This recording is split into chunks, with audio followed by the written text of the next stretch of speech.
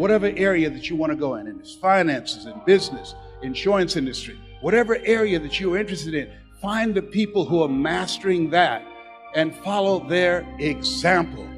People that are hungry are willing to do the things today others won't do in order to have the things tomorrow others won't have.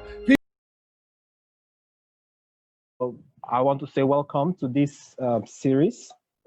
It's the first series in our employability skill acquisition for undergraduate and young graduates. We are going to start with the opening prayer. So I want to call the attention of Mr. Idris Olashukwu to give us opening prayer, please. أعوذ بالله من الشيطان الرجيم. بسم الله الرحمن الرحيم. All praise is due to Allah, the Lord of the world. May His peace and blessing be upon the noble Prophet Muhammad sallallahu alaihi wasallam, members of his household, and all of us following his path the day of resurrection. We thank Almighty Allah for giving us the wisdom to conceive this idea, and we beseech Him to guide our panelists to do justice to topics given to them, so that at the end of the day, we have our brothers and sisters being able to have gained one or two things that will make them stand out among their peers at the employability market, so that when we have a reflection or a recourse of this particular program, we say, Alhamdulillah for this particular program, and we pray to Almighty Allah that at the end of the day, we have more cause to glorify His name. Al-Fatiha. Bismillah ar-Rahman ar-Rahim. Alhamdulillah Rabbil Alameen. Ar-Rahman ar-Rahim. Maliki Yawmiddin. Iyaka na'budu wa iyaka nasta'in. Hidina surat al-Mustaqim. Surat al-Ladina an'amta alayhim. Ghayr al-Maghdubi alayhim wala ad-Dallin. Amen. Okay, thank you for that. I want to implore Mr. Okpeoluwa Balogun to give us a welcome speech. Okay, I want to believe you meant Olufemi Balogun. Sorry, Olufemi Balogun. Sorry about that. Mr. Right. Olufemi Balogun. Yeah, thank you, the moderator.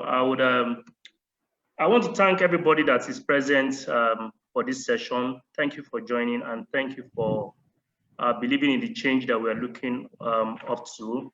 I also want to appreciate the panelists. Engineer Abdul, thank you for joining, Director, Skills Acquisition in Yaba Tech. I also want to appreciate Okpef Balogun from Canada for joining, and also the participants. We believe that this is the beginning of this session. This is the beginning of the series of programs that we'll be having with the mindset of implementing change, adding value to the stakeholders, and importantly, adding value to you youths and graduates. We believe that you are the team that's going to make impactful change in this society that we find ourselves. I want you to be very, very attentive at this session. Try as much as possible to engage the panelists with the mindset of adding value to yourself and adding value to the society at large. Thank you for joining, and have a fruitful session. Thank you very much. We appreciate that brief welcome speech. With me today on the panel, on the list of the panelists are the following people, and they are much around. We have with me here the person who gave the opening speech, Mr. Balogun Olufemi. Thank you for that. And our Dr. Idris Olashukwu, that gave us the opening prayer. We have a host of other people present, and we are expecting Mr. Ahmad Okpeifa. We are also expecting a number of other people to join.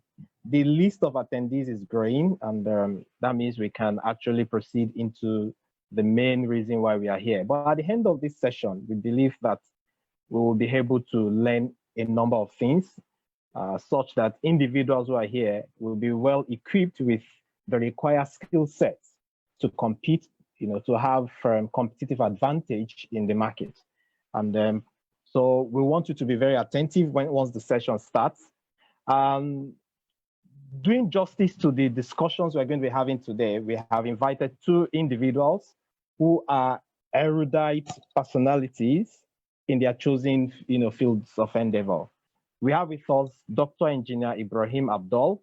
He is going to be taking the first session. And we have with us Ms. Opeoluwa Balogun, who is going to be taking the second session. By the time we get to each of their session, I'm going to do a brief of the two of them, and then I'll tell you what they're going to be discussing with us. I would like to also mention quickly that if any of the participants has a question, you can type your question in the question and answer chat button there. You can type it and it will be attended to. But if you feel that you have a question along the line that you would like to express, perhaps for want of word to be able to type it out, you can indicate, and then we'll reach you and see how we can help with the questions. If there are concerns, you can always send message in the chat box so that we can attend to those concerns. Having said that, we are going to move swiftly because we're about 2 minutes behind our schedule. So we are going to move swiftly. We are going to go to the first session, and that's going to be taken by our Dr. Engineer Ibrahim Abdul. Dr. Ibrahim Abdul is a PhD holder in mechanical engineering. He is the director of flexible skills at Yaba Tech, the Center for Flexible Skills in Yaba College of Technology, Lagos. Is going to be taking us through a presentation in about 30 minutes, and is going to be discussing with us the Nigerian graduates between academic qualifications and fourth industrial revolution. So he's going to be taking us through that in the next 30 minutes. We open the floor now to our Dr. Ibrahim Abdul. Thank you, moderator. I want my slides to be shared from the other end there.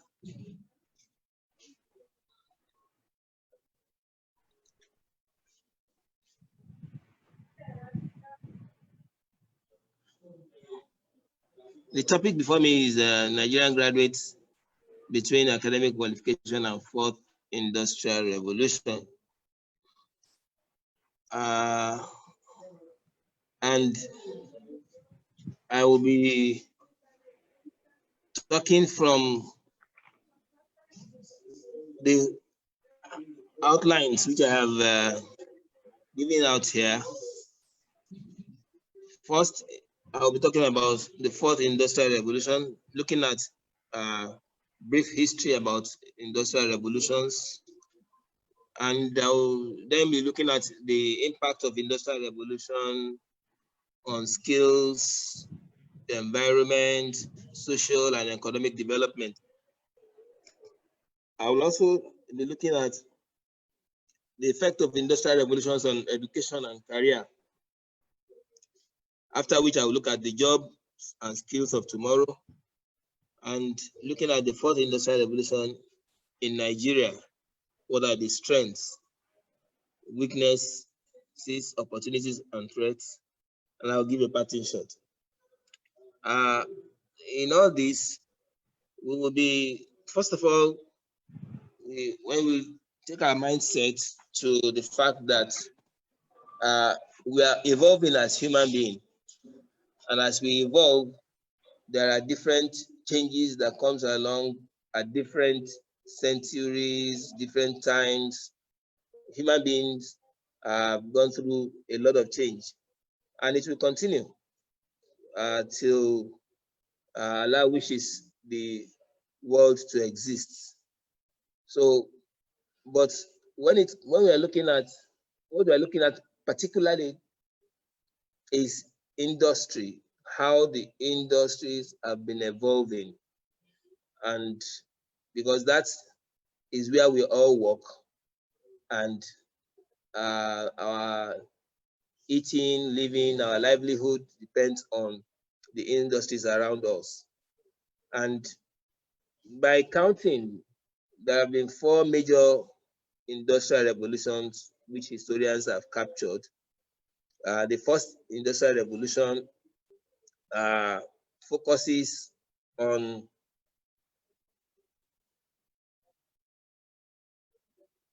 the first industrial revolution focuses on mechanization. Earlier, before then, human beings have been using their animals and the crude methods to farm. But when it comes to the time when we develop the steam power engines and then start to mechanize agriculture and mechanize many other things. So that era came and went, and it gave birth to an era whereby we developed massive technological equipment and other sources of energy. Electricity came in to replace water, gas, and oil. Then that is when we have the second industrial revolution. And with that, we have the birth of automobiles, planes, and so on and so forth. Following that is the third industrial revolution in the 20th century, whereby we have electronics playing prominent role, telecommunications also playing prominent role. And of course, that gives birth to the issue of computers with the several generations to what we know of computers today. And now we are already heading towards the fourth, we are already in and developing the fourth industrial revolution. And this is the time of internet, where we have virtual reality and artificial intelligence playing prominent roles and changing the way we work. So what basically is the fourth industrial revolution? And basically it's just the combination of these technologies playing prominent roles now in deciding or telling us how our lives will be like, how our work will be like. If somebody tell us while I was a kid in the secondary school that you will be carrying something about that is called mobile phone and you have to live your life with it, I will not understand it, because we didn't grow up like that. But then these are things that we now have that are part and parcel of our daily lives. So now that revolution is now going to another level, whereby we have the digital technology, physical and biological combination. You know, formerly they have not been this combined before, but now you are going to have this combination that will lead us to largely some other things, and it will be affecting how everything goes. While previous revolution, we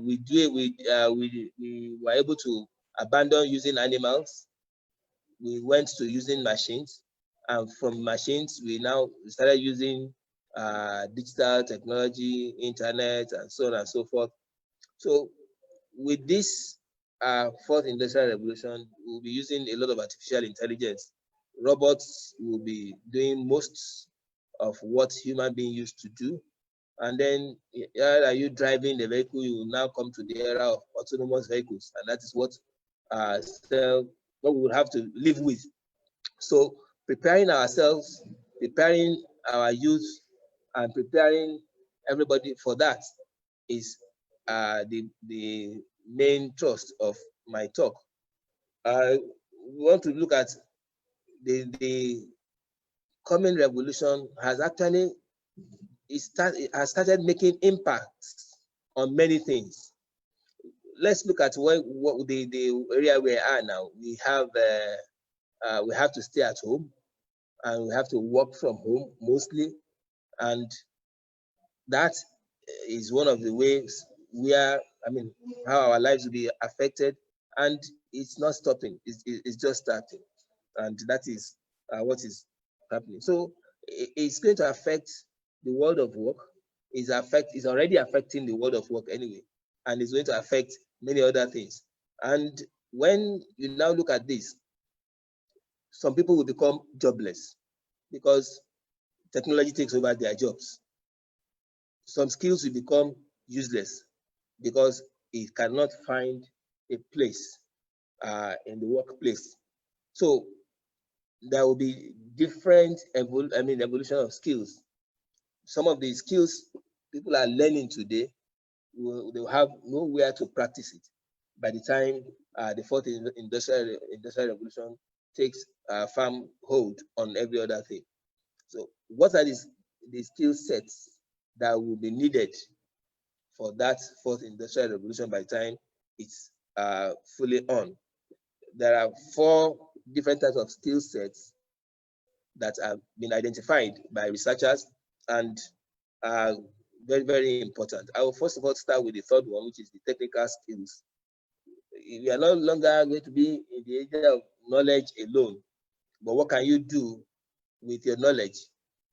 Please go back to the former slide. I want to explain that more. The youth of today will need technical skills. You need knowledge and capabilities. What can you do with that knowledge? It's different from me just knowing and not knowing what to do with the knowledge I have. So it's going to be competency-based performances. What are you competent at? What can you do? It's not a matter of what, show me your certificates now. It's not only going to be on certificates, show me your certificates and your skills. So that is why we call it technical skills. Also, soft skills are going to be very, very important in you interacting with technologies and with human beings. Social skills nowadays are very, very important. Communication skills are also equally important, more important than previous use. Your interpersonal relationships becomes very important. Also, nowadays you just find out that it is not fashionable for you to just be looking for work, looking for jobs to do. How can you create jobs? And how can you use your knowledge and your ability to build a workplace? So it is not a matter of you learning, just preparing yourself for a white collar job as it used to be. You are learning to create jobs, because some of the jobs that will be imagined with these emerging technologies, may probably you have to be the one that will bring it forth. So that is, and then the workforce readiness, whereby getting everybody ready to take up the job in the workplace. Most of these things are formally, even if they are part of what is being taught at our tertiary institutions, they are not emphasized. They are latent and they are not being well taught. And that is one of the challenges that we have with the graduates of today, because the workforce readiness is not there. That is why you have a situation whereby many are unemployable. That is what the employers will say. They say they are not employable. They are not ready for work. They don't have the soft skills that are necessary, and so on and so forth. But for every reasonable graduate of today, whether undergraduate or young graduate, you have to equip yourselves with all these 4 fundamental skills that I have mentioned. The fact that I read engineering, I read sciences, I read this, does not mean that you will not, your personal attributes will not count. You have to, fine-tune your social skills, fine-tune your communication abilities, and so on and so forth. Nowadays, we have many interventions whereby the government and the NGOs are coming in to equip the graduates of today with those knowledges. For example, all higher institutions in Nigeria have been directed to establish centers of entrepreneurship development. So some of them already have these centers for entrepreneurship development. Also, we have some NGOs that comes in to prepare them ready for work. You have so many internships programs going on here and there, so as to prepare the graduates with work, the readiness they will have to be able to fit in the workplace. So these are very, very important. Also, the fourth industrial revolution will be affecting the environment. It will have effect on the socioeconomic development in various ways, and everybody have been looking at how this fourth industrial revolution will affect him. But my concern now is, how does it affect the Nigerian graduates? There have been several studies by businesses, by governments, on how the fourth industrial revolution will affect us, and how does it affect our economy, how will it affect our social development, and what should we do? So how does it affect, how is it going to affect the environment, and what do we do? So these have been studied variously, and there have been so many reports that we can find out to know how it affects the social economic environment. I will leave that area to move on to how does it affect learning, and how does it affect qualification. In the history of industrial revolutions, there have been so many evolution of what we learn. For example, there was a time when standard 6 is enough to get you a job. Once you get standard 6, that is primary 6, you get a job straight away. Then it moves on to having a degree. If you don't have a degree, you won't get a job. But the moment you have a degree, even before you finish a degree, the job is waiting for you. That era went. We had an era whereby you have to add a master's to it, or probably you have to have a PhD before you get the job, and so on and so forth. That era also was with us for some time. But now we are in an era whereby whatever the qualification you have, it is not enough. Have your qualification, yes, it is required, but then what skills do you have? What can you do? So now we are now in the era of, what skills do you have? And what can you do with the knowledge you have and with your hand? So that's also, education has gone through different phases. Even teaching and learning has passed through different phases from the time of the first industrial revolution, whereby it is the slate, the chalk, and so on and so forth, to different areas. Let's quickly look at how it has gone. I will like to run over those slides. In 1840s, you have distance education just coming up, and it is through correspondence college. Some went through correspondence colleges in our own. We in my own time, we met some aspect of it, but it's not much. Then there was a time when there was video,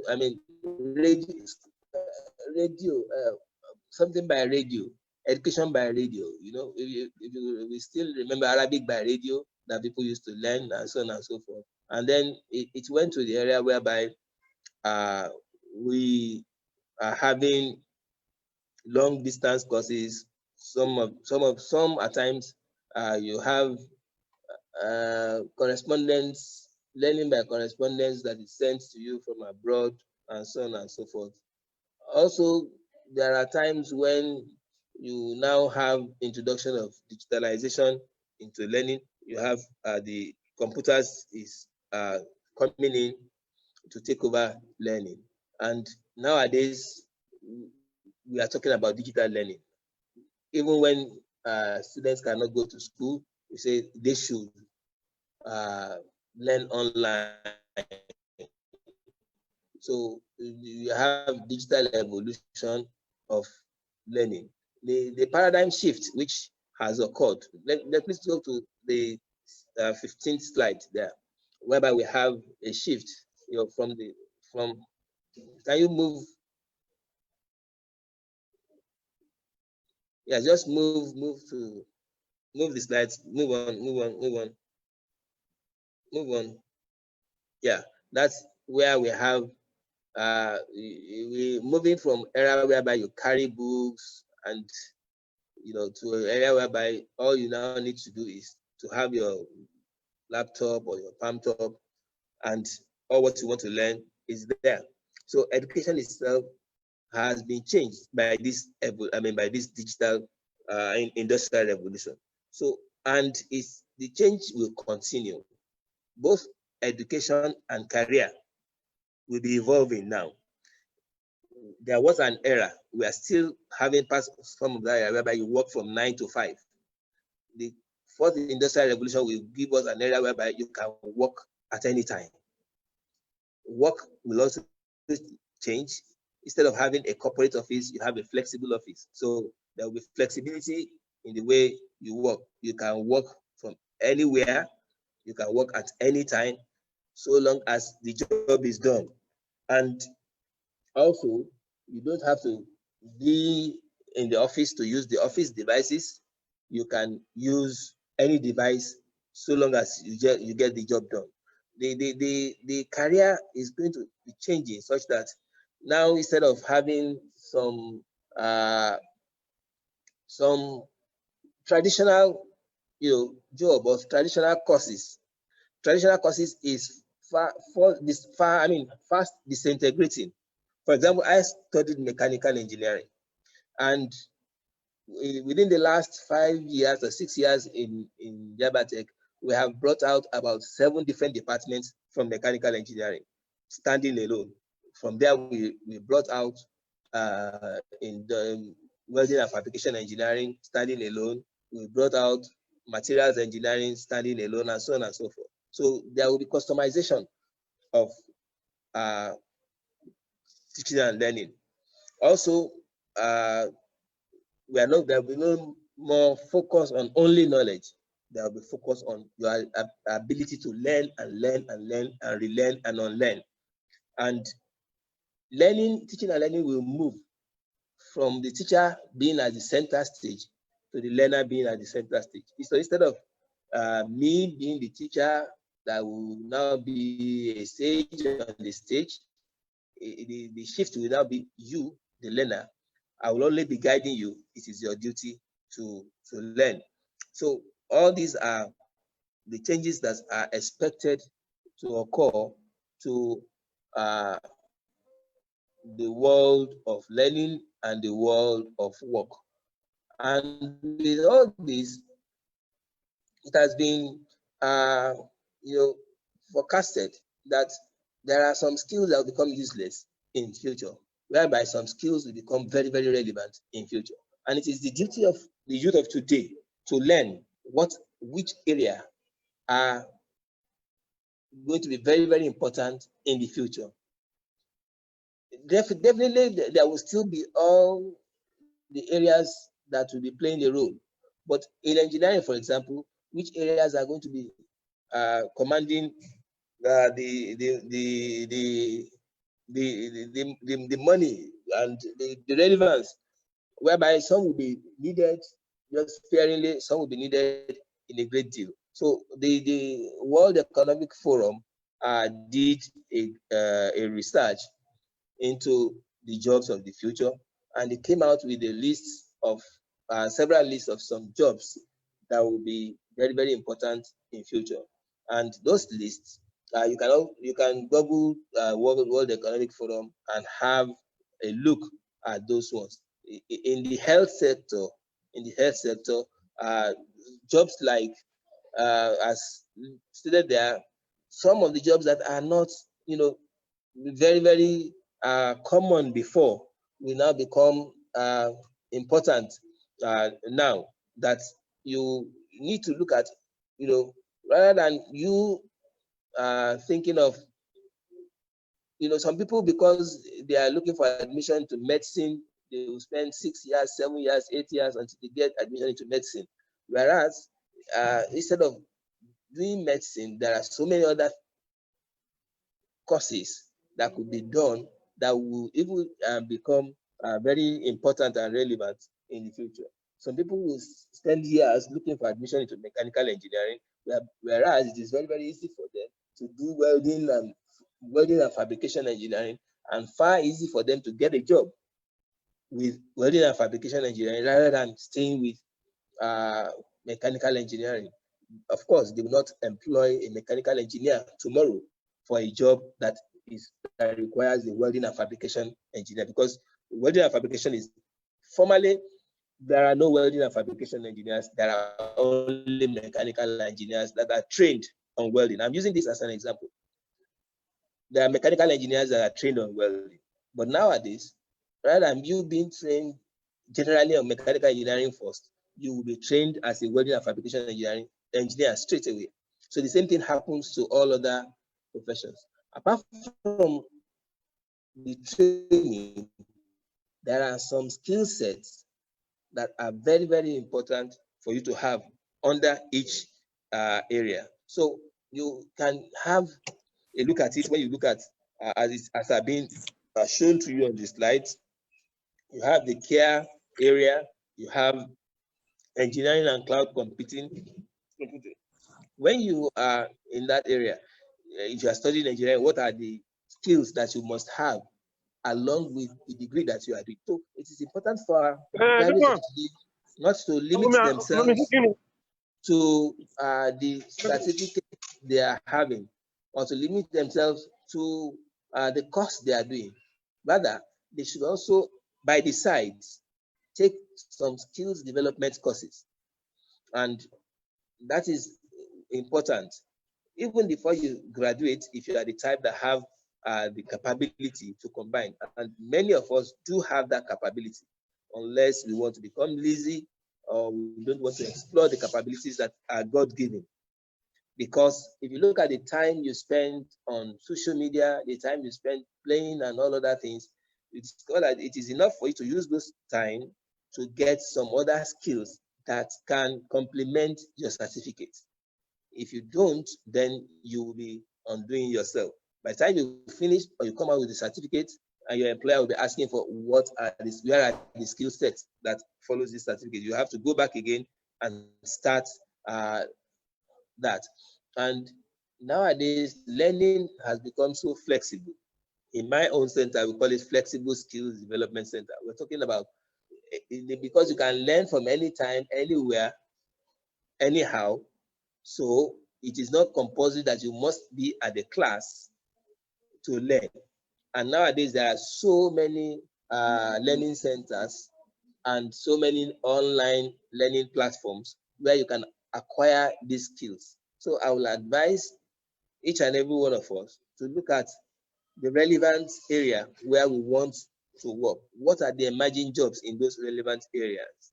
You don't need to go and be competing with the already saturated market, whereby those who have graduated before you 10 or 20 years ago are already in all these areas. Look at the emerging jobs and look at the emerging skills. Get yourself one or two of these emerging skills so that you can fit into the emerging jobs, and then you will not be competing with so many people. And that is the gist that is important for graduates to have now. But if you just wait on and stay, there are some students whereby while they are in school, they will limit themselves to what the lecturer is dishing out only. Some will even tell you AOC, area of concentration, so that they can pass their exams. It is important for our graduates of today to do away with that mentality, such that they can have the knowledge in total and even acquire additional skills that will help them, and rather than just what you have. So you have the emerging jobs and the top 10 skills in several areas, including sales, marketing, and everything, all that have been done by the World Economic Forum, and you have it here. Now let's look at Nigeria. This is also a product of a research that was done by businessmen looking at how can the fourth industrial revolution have impact on Nigeria. What does Nigeria have to sustain the introduction of the fourth industrial revolution, and where can they catch in? And it is important for us also as youth to look at this area. First, Nigeria has a young, adaptable, motivated workforce. So you are there as the workforce, and you have strong entrepreneurial culture. So you as a person, you are a strength for Nigeria in the fourth industrial revolution. That is, if you do what you ought to do. Also, we have so many tech hubs in Nigeria that is growing. And then training and mentoring is going on. And also, you have some pockets of fourth industrial revolution solutions that are under development here and there. And also you have the diaspora that are ready to intervene and help in that area. But of course, we have our weaknesses too. And these weaknesses, some of them are what you can look at and probably you can also take advantage of today to help yourself. We have weak infrastructure. Yes, this is a weak area, but then there are areas whereby development can come in. Anybody who wants to invest or to develop can come in. There is skill mismatch. Unfortunately, we have that because there is no enough training and the curriculum is yet to be adapted to assist the youth in that area. And however, these are problems that individual, the government, the non-governmental organizations, and individuals also can come in to help to bring Nigeria to the forefront in this era. Also, there is finance risk, and there is sadly disconnect between our academia, the industry, and the entrepreneur. And this is the sad area and the very bad area. The institutions stay on their own, the companies stay on their own, nobody is integrating them. They are not integrating themselves and nobody is integrating them. And it is just a matter of talk here and there. Whereas there being proper integration between the town and the gown, you will have solved a lot of problems. Also, there is problem of resistance to technology here and there. Apart from the manufacturing base, we have problem with our manufacturing base. Now, some of these weaknesses, an innovative student can see a way out, a solution. Okay, there is a problem with there is disconnect between research institutions and entrepreneur. How can I come about with a solution? And you can bring in a solution, and then that becomes an innovative solution and can help solve problems, and so on and so forth. Also, in manufacturing, there is a very serious weakness in that area of manufacturing. But then there are things that can be turned around. Instead of everybody doing digital marketing, everybody now becomes a marketer. Why don't we look at digital production? Why can't we support and work on producing instead of turning our country into a dumping ground for different things? So we have the opportunities, the market is there, our population itself is enough, and then you also have the environment in Nigeria is very good. It's not hostile. We are not under any communist party, and we can have different innovations that can work. Also, there are focus because the oil is failing and is no longer giving us free money. So we are now focusing on all other areas that we should have focused on long ago. The opportunities are also that we have governments coming in, we have initiatives at different levels that is being taken. But then the threats are also there. There is threats to employment. There is because there is no job, people are losing their jobs because of the mismatch. Where those, and we keep on producing graduates at a higher rate, some of them that are also not fit enough, and things are not changing fast enough. Good, some people are taking the initiative and they're making changes, and that is why In some dynamic institutions, there have been changes to their curriculum. There have been introduction of different interventions that will help to prepare the youth for tomorrow. Take the case of my own institution, for example, in Yabatek. Some of the interventions we have the Center for Entrepreneurship Development that is seriously preparing students for entrepreneurship. You have interventions like the Flexible Skills Development Center that is, developing the skills, giving the students needed skills while they are still having their pursuing their academic career. And also you have the Field Ready program, whereby there is a partnership between the industry and the institutions to give opportunities for graduates to be prepared, to have some amount of internship to relate with the world of work and prepare for the world of work. So there are several institutions there that are bringing up some of those things. So then you have the fear of digitalization. That one is also there. We all know what went on in a few days ago, whereby there have been talk about 5G. People are relating 5G with COVID-19 and so on and so forth. There will always be that phobia that will affect that. So, and that is bound to happen. Now, a look at all this made us to understand that there are several areas whereby opportunities are and can be developed. The graduate of today should not look at himself as a potential job searcher. Don't look at yourself as being prepared to go and search job.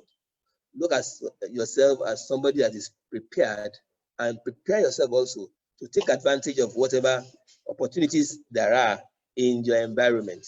There are several opportunities in agric, there are several opportunities in the energy industry, and there are several opportunities in the well-being industry. This is also a part of research that has been carried out by investors to look at where to invest. The blue area represents where investment will go mostly in coming time. And that another problem we may have is that the industry in Nigeria is not growing. We are not producing. Rather, we consume mostly. And that is also a good potential area whereby we can look at how to start bringing up production. You can, and you don't need to have 10 years experience, 20 years experience. Gone are the days when you think that you have to first of all graduate and have 10 years experience before you now start engaging yourself in production. When you have national challenges, there can be local solutions. So, and that is the paradigm now. There will be little solutions here and there that you can start from your own end. So the graduates must be creative. You must have you must be able to think critically so that you can solve problems. Unfortunately, graduates want to turn themselves into what some people will be described as lazy. That term that we have lazy youth. It was controversial. People contest it, but then the sincere question we should ask ourselves is that, are we not being lazy? By the time you spend hours on end doing useless things on social media, whereas there is skills for you to, on this same media, on this same platform, you can learn coding, you can learn data science, you can learn this and this, but you are not learning because you say, my field is business admin, so I don't need to learn that. You've forgotten that by the time you finish your business administration, when you get to work, you will need all this knowledge to do that. So my parting shot is that we should engage, we should live a life of continuous learning. You know, the Holy Prophet Muhammad Sallallahu Alaihi Wasallam made us to realize that for a Muslim, learning is from cradle to grave. So a Muslim will prepare himself, any other human being also. This is also a worldwide phenomenon now, that you learn every day. You consciously learn every time. You want to learn as you are in school. Also, when you leave school, when you are working, you continue to learn. So some people will think, look, I'm going to leave the rest for my children. No, learning continues. And also part of this is the issue of continuous improvement. Continuous improvement is very, very important for us not to rest on our oars, not to think that we are okay. Even if you have a BSc or you have your MSc, that is not the end of it. The fourth industrial revolution will make you to realize now that whatever the degree you have, whatever knowledge you have, you still have to work, have one or more knowledge to it to be able to become useful. So don't let's be lazy. Let's learn continuously. You learn, you unlearn, you relearn. Those are the paradigms that are going to work in this revolution.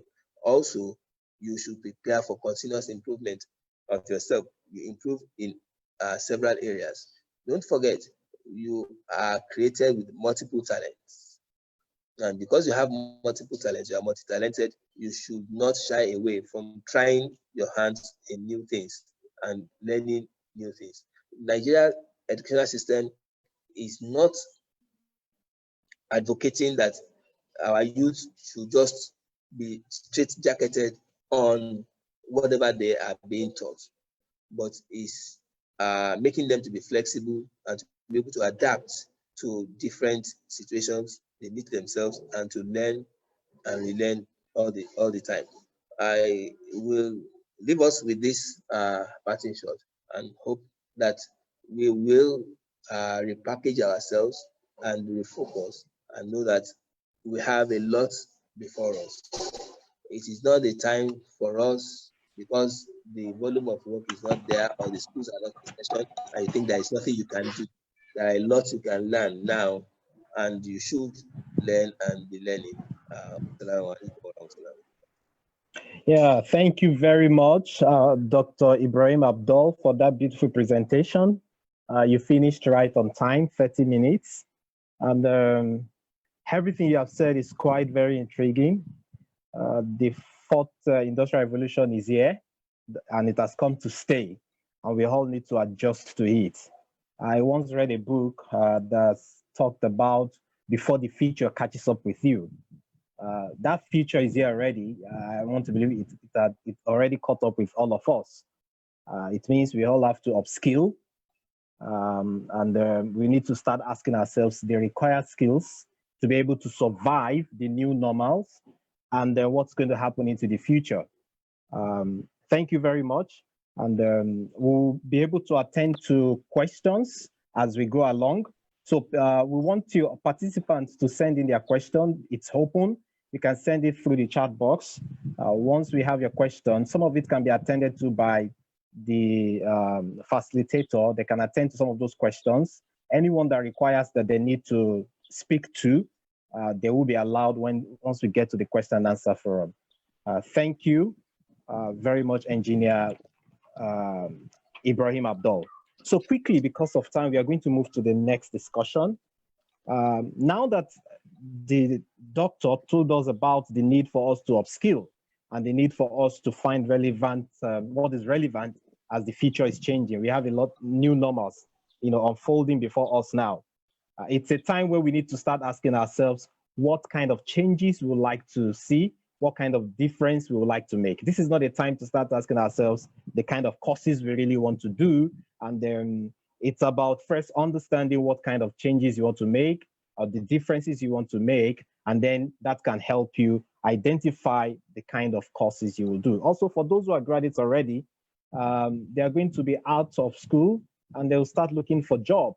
So you need to start asking yourself the requisite skills required to be able to survive. But before you start using those skills, you need to be able to get the jobs. So that's why Okpe will be speaking to that. And she will be taking us through the 21st century skills to succeed at job interview. Okpe, who is going to be talking to us on this, is a graduate from Covenant University. She graduated in the year 2016 with a degree in industrial relations and human resources management. She is also an associate member of the Chartered Institute of Personnel Management and has a diploma from this same institute. Okpe has vast experience in HR, and it cuts across recruiting, sourcing, onboarding, and general HR practices. He has worked with ExxonMobil. He has also worked with KPMG. She's going to be speaking with us on the topic 21st century skills to succeed at job interview. So let's welcome Ms. Okpeoluwa Balogun, who is speaking to us from Canada. Okpeoluwa, you have the floor now. Okay. Thank you very much. It's really nice to be here and to be able to speak to everyone on this very crucial and important topic. So I would presume that a couple of us are still in school, we're undergrads, and then there's also a couple of us who are recent graduates like myself, because I haven't been out of university that long. And so the obvious next step, especially for those who are graduates, who are recent graduates, the obvious next step would be to apply to jobs. And then after you apply, naturally, the next step would be to get invitations for interviews. So what we're going to be doing right now is to find out, or to, just to talk around things that you need to know before you go for an interview and even while you're at the interview. So I'm just going to share my screen right about now so that you can follow the slides.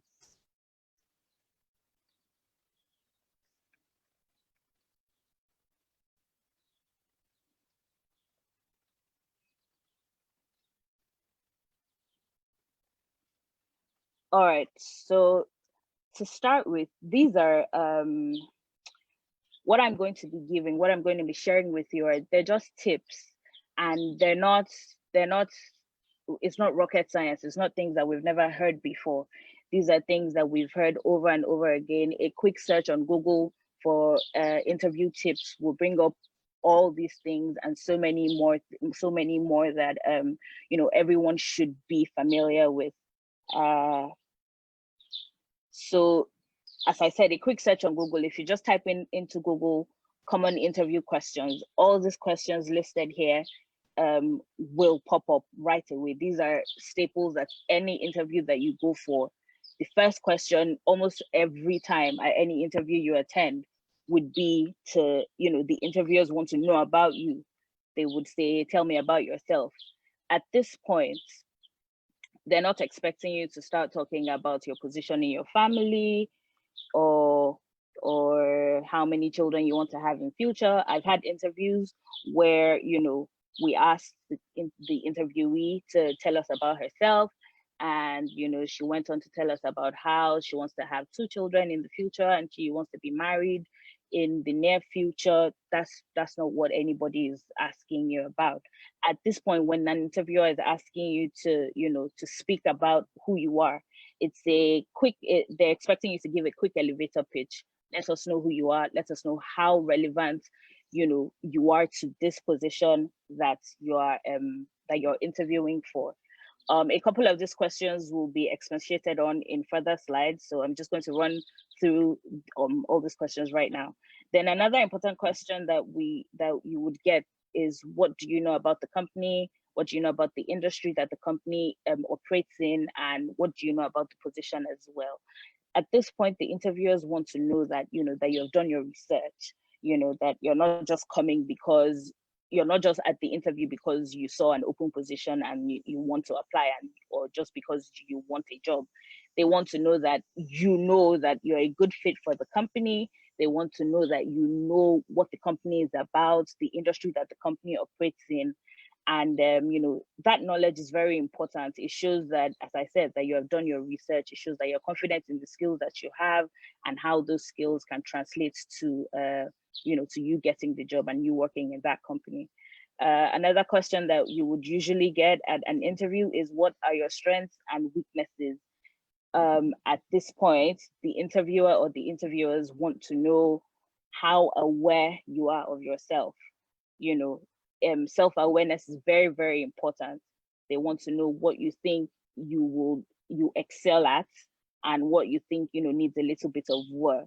Now, at this point, people struggle to answer this question, but then in a couple of slides down, we would speak more about how to answer this question about strengths and weaknesses.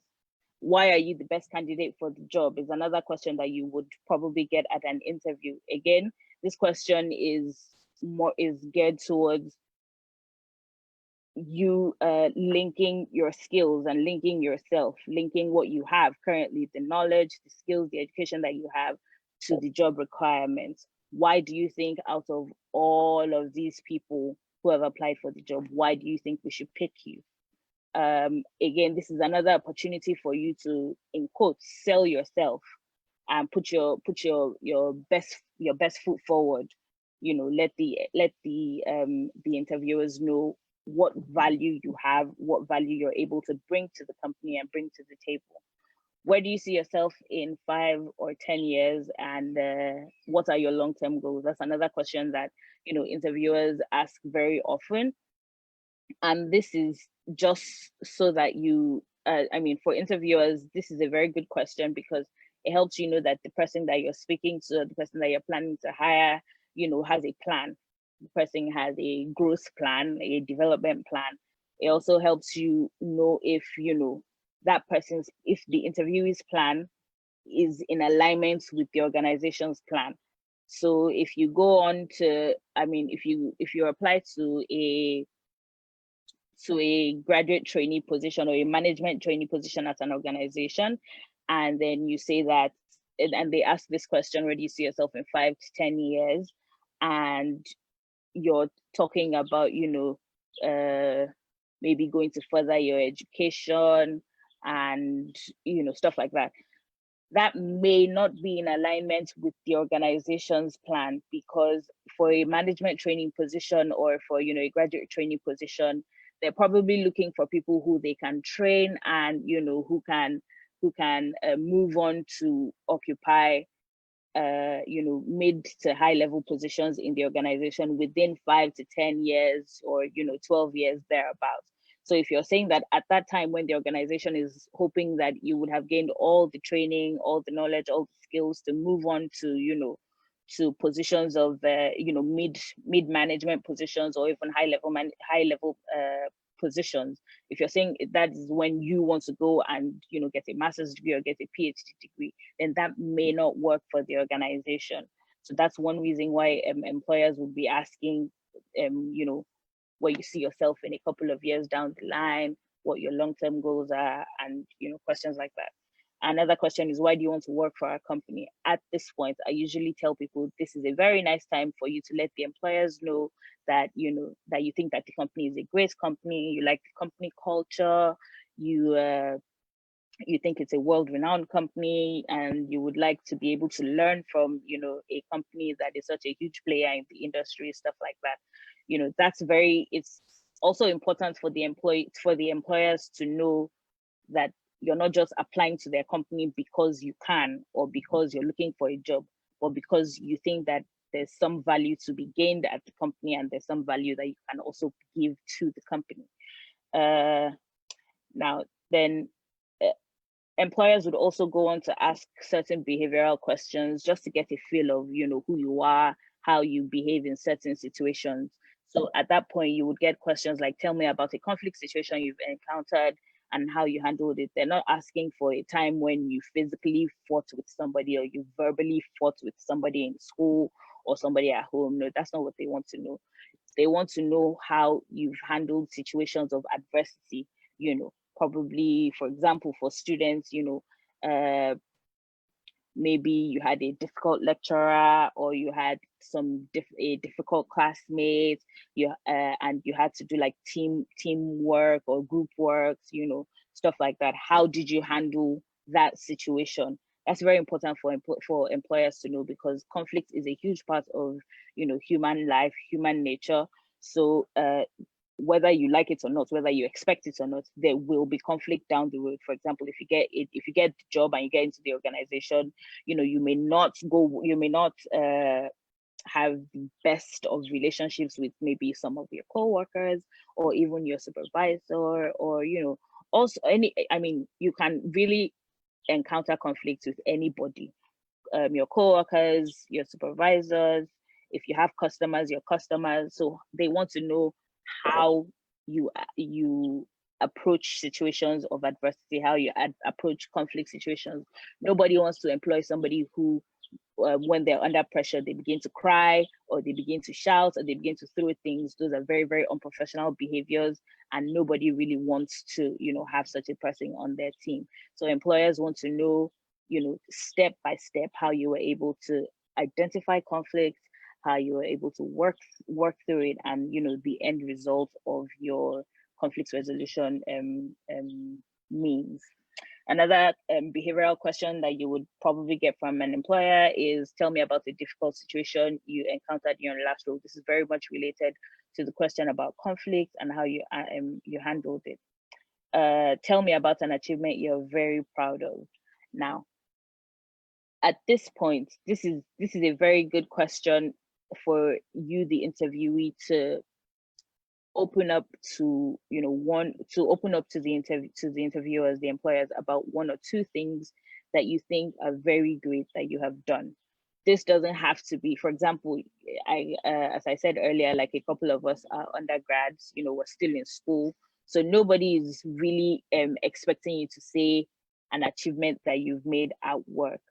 But then the expectation is, as an undergrad, if I'm an employer, if I'm interviewing somebody who is coming in for probably like an internship position, or a fresh graduate who hasn't worked before, and I ask this question, tell me about an achievement you're very proud of, I'm very, very open to hearing really anything, to hearing about anything. I just want to know what you think you have done that is a great thing, how you identified an issue, how you came up with solutions to that issue, how you implemented and executed the ideas that you had for solution providing, and the end results, how your solutions translated to success. So this is a very good time for you to expatiate on any good thing that you have done.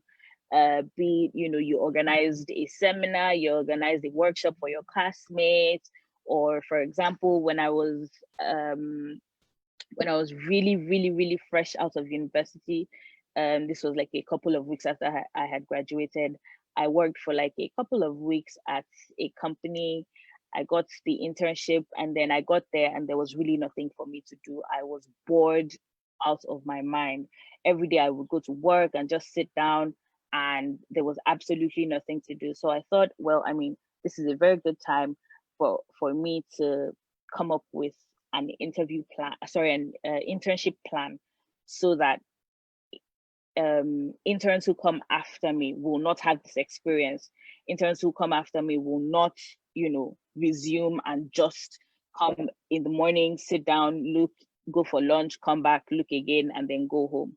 And that was a very, very good thing that I did. I when I was done with it, I felt very, very proud of it. The organization, my co-workers, they were very, very impressed. So if just after that, it was like a short stint, it was like 6 weeks of the of the internship. So after that, if I went for another interview and they asked me to say an achievement that I'm very proud of, that would be a very good example to give, that I saw a gap.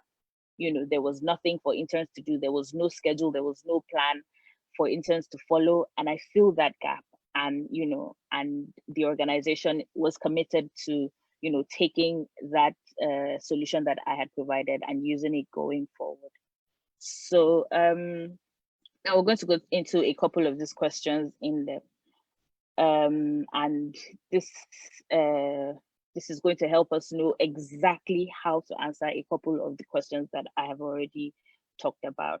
So as I said, the first and very, most important question is, tell me about yourself.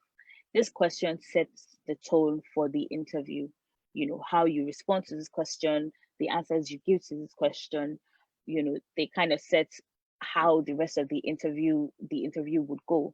Now, as I said earlier, do not talk about your personal or your family life. Nobody is asking for that. You need to always keep at the top of your mind that you need to be very professional. And most, if not all, questions that are asked of you during an interview are really relating to professional things, as opposed to, things about like where you're from. Nobody needs to know your state of origin. All of that is redundant information.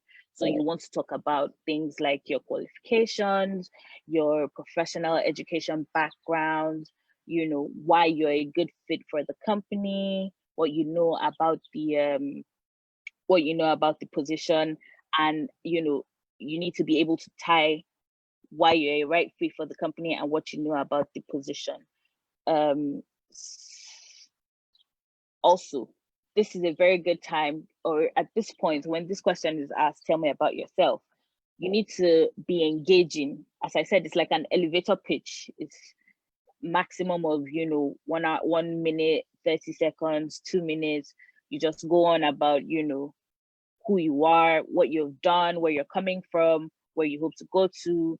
Those are kind of things that employers want to know when they say, tell me about yourself. So a couple of things that that you can really highlight, and I find that it's very good for you to have like highlights in your head, so that once I say this, the next thing that I'm saying is this, the next thing that I'm saying is this.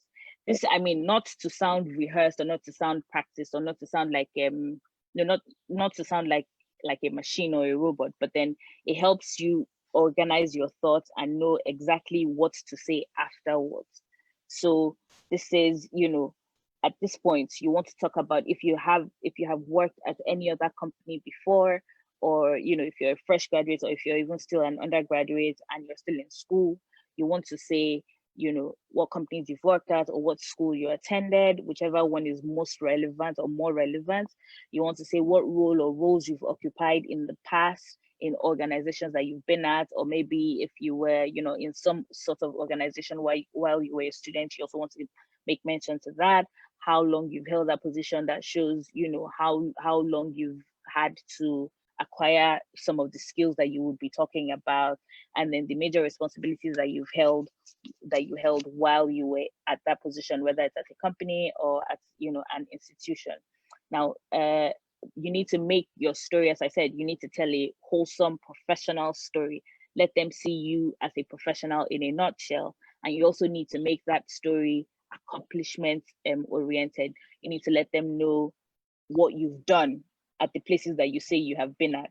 You need to let them know, and all this really shouldn't take you over like a minute and a half, or at most 2 minutes, because also you don't want to talk too much and then go further down the interview, you're just repeating everything that you've said. You don't want to lose the attention of the employers as well. So you need to be right on the mark, 1 minute, 2 minutes tops, and you're good to go. And this is an example here. So as I had said, before, you need to tell a wholesome professional story. So definitely they know your name, they have your CV in front of them. But I mean, as always, as always, when you're talking about yourself, when you're introducing yourself, you need to say your name, even if the person you're speaking to knows your name. So my name is Akwe Balogun. I graduated from this university. with a bachelor's degree in this. I mean, the assumption is for this sample, the assumption is that this person is an undergraduate, or sorry, is a fresh graduate, straight, like fresh out of school, right? So this person ideally probably doesn't have any relevant work experience. But if you take a look at the example, you can see that the person was able to leverage on some experience that they had in while they were in school, probably as an executive of their students department or their student association, right? And again, as I said, all of this is very relevant, especially for young graduates, especially for undergraduates who definitely do not have any experience at an organization. All of this, you know, whatever you can lay your hands on from when you were in university, even if it's from way back when you were in secondary school, as long as, you know, you can fine tune that experience that you had, you know, make it look professional, make it look relevant, by all means, talk about it. So here, this person has gone on to say the position that they had in while they were in school and the achievements that they made while they were in that position, the responsibilities that they had while they were in that position. And at the end, the last paragraph is talking about why the person thinks that they would be a good fit for the program, for the job that they're interviewing for, based on all the other things that they have said at the beginning, based on all the skills that they've had, based on the past, you know, experience that they've got from being the student academic director of their department when they were still in school. So this is just a quick sample, and I mean, this, if you're saying this shouldn't take you anything over a minute and a half, you know. And this, as an employer, I kind of already have a picture of who this person is. This person is a hard worker. I can see from what this person has said, I can see that this person is a hard worker. This person has good planning skills. This person has planning experience as well. This person has organizing experience, you know, stuff like that. And that's important for me to know, so that, you know, if I'm taking notes, I know that, you know, this person has this skill, this person has this experience, and I can base other questions that I'm asking on what this person has already said now. And I can also base decisions that I'm making on all this information that this person has provided. So quickly, we're going to move on to the next question. What are your strengths? Now, for the strengths and weaknesses question, it's very important for you to be able to relate what strengths you have to the needs of the company in terms of the job that you're applying for, to the roles and responsibilities of that position that you're applying for, right? So if you're saying that one of your strengths is that you can dance well, or you can sing, you know, that would not really be relevant in a lot of situations, right? But then if you're saying things like excuse me, if you're saying things like, I am a good orator, I can speak well, you know, and then you want to go on to give a bit of an example of, you know, where you've had to speak and how well you did at that, you know, depending on what role you're applying for, that is a relevant skill. That might be a relevant skill. That might be a relevant strength, you know, and that just, it assures me as an employer that this person will be able to do this thing that we're asking of them. So if you're interviewing for, like, for example, a program assistant, like the sample that we had before said, you know, as a program assistant, you will probably need to be speaking to people who are coming for your program. You would probably need to be speaking to, you know, third-party vendors if you have people, you know, catering at your vendors, or providing any other sort of service at your program. I mean, you would, you know, need to interact with them as well. So if at your interview for a programs assistant role or a programs organizer role, you're saying that you're able to speak well, you're able to articulate well, you know, the employer is already getting the idea or the picture that when this person needs to speak to people, they will be able to do it. And that's a very good thing for you. As I said, you need to support whatever strengths you're speaking on. You need to support it with evidence of, you know, specific instances where you were able to bring that strength into play and how that strength helped you.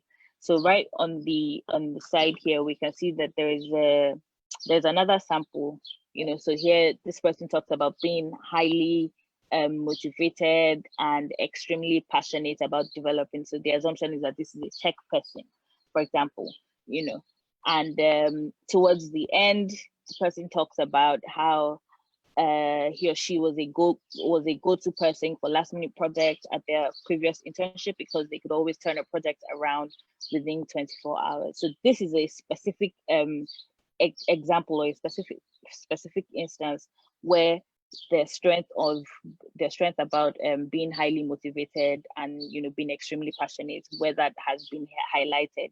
Everyone would come to you or would come to me, to help them with last minute projects because they know that I can get things done and I'm willing to take on a challenge. So that's an example of how to answer the what are your strengths question. A follow-up to this what are your strengths question would be, the opposite. What are your weaknesses? Now, nobody's asking you to say I sleep a lot or I can cry under stress. Nobody really wants to know that. Nobody wants, anybody who is not able to be professional in all situations. So you really, even if you, I have to be honest, personally, I have the propensity to cry when I'm under pressure, but I will not go for an interview and say that I cry when I'm under pressure. I will go for an interview and say that I'm able to handle pressure well, because it's not in all instances that I cry when I'm under pressure. So I will go and say, I'm able to handle pressure and, to step back and be able to, take a deep breath when I'm feeling a little bit overwhelmed and things like that. So, yes, so you're not expected to talk about a weakness, that is really deficient per se, you're not expected to nobody is really expecting you to say, I don't complete tasks when I'm giving tasks, so I'm not able to complete tasks before the deadline. That is a red flag. Nobody wants to hire anybody who's not able to, complete tasks that they're giving, because the whole point of you being at an organization is for you to be given responsibilities and for you to deliver on those responsibilities. So if you're saying that you're slow at your work, or that you sometimes are very confused and you're not able to complete tasks before the deadline, then that is a huge red flag, because then what is your essence? What is the purpose of having you in that position at the organization, right? So as you can see here, if you're a computer science graduate or a student of computer science, for example, you know that numbers are very important. There's absolutely no reason for you to go to say, you're bad with numbers, because a lot of work that you'll probably be doing will be based on some sort of number crunching, or maybe you're an accounting student, for example, and then you go and say that, math is your weak point or math is not your strong point. That is a no-no. You definitely don't want to do that. And then there are also some other questions, some other answers to this question of, what are your weaknesses, that are considered like cliche. Everyone would say, anyone can say that they're a perfectionist. What does that really mean? You want to be as honest as possible. You want to be as in quotes unique as possible. And then also another important thing to note is that instead of focusing on the weakness itself and talking for 30, 45 seconds about the weakness itself, you want to just mention what the weakness is, but focus more on what you're doing to address that weakness, to improve yourself. Because as human beings, everybody, nobody's perfect. Everybody has a weakness that they're working on, but then the hope and the expectation is that you've recognized your weakness or your weaknesses and you're working on it. So as an employer, when I say what are your weaknesses, I really want, more importantly, I want to know what you're doing to work on those weaknesses that you're going to talk about. Here we can see two different samples or two different examples of weaknesses that people can have. Okay, now let me talk about one in particular. So in this webinar we have, as I've said so many times, we have undergraduates and then we have recent graduates. So the second example talks about, you know, the weakness of being a recent graduate with no real life experience, no real work experience. I haven't worked at a job before. So how do you go about framing that, right? So you said that that is your weakness, the fact that you don't have any, you know, professional experience per se. But how am I combating that weakness? I'm a fast learner. I'm highly adaptable. I'm able to, you know, to fit into situations fast, and you know, so because of those skills that I have, or those skills that I'm developing, I think that, you know, me being a recent graduate is not so bad, because once I get in, I'm able to hit the ground running, and you know, I can bring commitment and strong work ethic, and you know, the fact that I'm a fast learner, I can bring all those things to the job. So you have said your weakness, but then you focus more on what, you know, you're doing to combat that weakness, what you're doing to work against that weakness. And that, you know, for me as an employer, that helps me know that this person is a sharp person. This person, as I said, is ready to hit the ground running. Wants to give this person any rules or responsibilities where they need to be trained. Once they're trained, they're ready to go. So here are like a couple of words that you can use to describe yourself in an interview. So depending on the role or the requirements or the responsibilities of the applying for, at any point in the conversation with the employers or with the interviewers, you can use any, definitely not all, because this is a lot, but you know, any blend of the adjectives here to describe yourself. You know, if you want to talk about, if you're trying to insert some of these adjectives into tell me about yourself, tell me about your strengths, any of the words here can be taken and can be built upon, you know, to answer so many questions at an interview. Because basically what an interview is, as I said, I think I said this at the beginning, is just the interviewers trying to get to know you, right? And how does somebody get to know you? You describe yourself to them. So these are all adjectives that you can use to describe yourself to an interviewer, to an employer, just so that they get an idea of who you are, right? They have your CV, they know who you are on paper, right? They can see what schools you've gone to, they can see what experience you have, but then they want to also be able to match that person that they see on paper with who they can see right in front of them. And the best way to do that is for you to speak about yourself, is for you to sell yourself in the best light possible. So these are all adjectives that you can use to describe yourself at any point in an interview when you're answering any questions. Now we're going to talk about the STAR interview response method. So this response method is in relation to when you're asked behavioral questions. If you remember, when we were talking about the common questions asked at interviews, we talked about questions like conflict situations that you have faced, how you're able to work through it, difficult situations, accomplishments that you have made, you know. Those are all behavioral type questions. They want to know what you've done in particular situations. Now, the best way to answer this question is to identify a couple of things. First of all, you need to be able to identify the situation. So what was the issue? What was the bone of contention? What was the, you know, the major thing in this example, in this sample that you're giving, the answer that you're giving? So was it a difficult colleague? Was it a difficult boss? If you're like maybe a student or just a recent graduate, was it a difficult course that you had to go through, that you had to learn, that you just weren't getting it? You need to identify the situation that, that caused this entire that caused the entire situation. You need to identify the situation itself that caused the whole thing to blow out, stuff like that. And then the next thing for you to do would be to say, what the task was. So I've identified that I have a difficult colleague, right? The next thing is how to handle this difficult colleague. This person, doesn't provide their share of the work on time. This person, doesn't take to correction. This person doesn't participate when we have things to do as a team or as a group. This person is always looking for a fight. You've identified all of those things. Now, the next thing is the task, as I said. So what are you going to do about those things that you have identified? And that moves you to the action.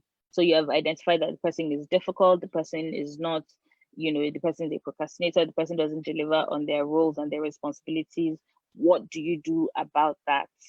And then you talk about how you had a one-on-one with the person and you told them, how important they are to the team and what the expectations are of them and how you're willing to help at any point in time when they need help. If they ever feel like they need, somebody to go to, somebody to speak to, somebody to ask advice, you let them know that you were there. That is an action that you have taken in relation to the, things that you have identified about this difficult colleague that you have. The next thing to talk about would be the result. So you've taken that action. You had a one-on-one with the person, you let the person know that you're available to talk to them, to help them whenever they need your help. And so over, next couple of weeks or next couple of months, how did that action that you took, how did it resolve, the initial situation of the person being a difficult colleague? Did it work? Did it not work? Those are the kind of things that you want to talk about when you get to the result stage. So as I said at the beginning, when you're talking about when you're giving an example, you need to tell it as a story. And this STAR technique, it helps you highlight strong points in your story. You've identified that the person was a difficult colleague. That's the situation. The task is you've identified all the things that make that person a difficult person and what are you going to do about it? That's the task. Then the action is, you've called the person, you've had a one-on-one with the person, provided resources for the person to get help if they need help. And then the next step is the result. What did that conflict resolution method, where did it get you? Did it help with your group productivity? Did it help with your, with your team motivation, things like that? So you want to really lay out your story in that order, right? So basically, that is always have that at the back of your mind when you're answering a behavioral question. There are also more examples of questions here. Tell me about an occasion when you had to complete a task under a tight deadline. Have you gone above and beyond the call of duty? What do you do when a team member refuses to complete his or her quota of the work? Remember, identify the difficult situation itself, identify the things in that difficult situation that you need to work on, identify the steps that you took to address those issues that you have highlighted, and then the last thing would be to say the end result. How did your conflict resolution methods help you go forward? How did they help you move forward? General rule of thumb is you want to focus on things with a sort of good ending, things where situations or instances where your conflict resolution method actually worked. Yep. So the next thing that is very important for us to note is that usually after any interview, the interviewers would give you the opportunity to ask questions because they want to know, based on the research that you should have done before coming for the interview. They want to know if there were any gaps that you found that they can help you fill. They want to also know that, that you've been attentive and that they've been engaging enough, and that just generally that you're interested. And that's what asking questions will show the employer. So you want to ask questions regarding the specifics of the role. So now you're not asking what is the role about, because you should know what the role is generally about. But then if you're asking questions like what are the day-to-day responsibilities of this role, you know, that helps the employer know that you want to know how this role is specific to this organization. You know, what as an accountant, what's like, how does that translate into my daily responsibilities? I know that this is the general work of, you know, an accountant, or maybe like, for example, a payroll specialist.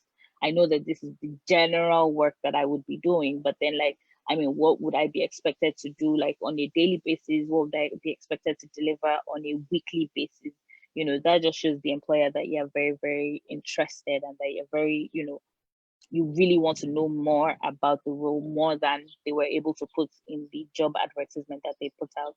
How would you describe the organizational culture? You know, they want to know that you're thinking of how you can fit into the organizational culture. If you do some research on many companies, you would find things like their core values, their vision and mission.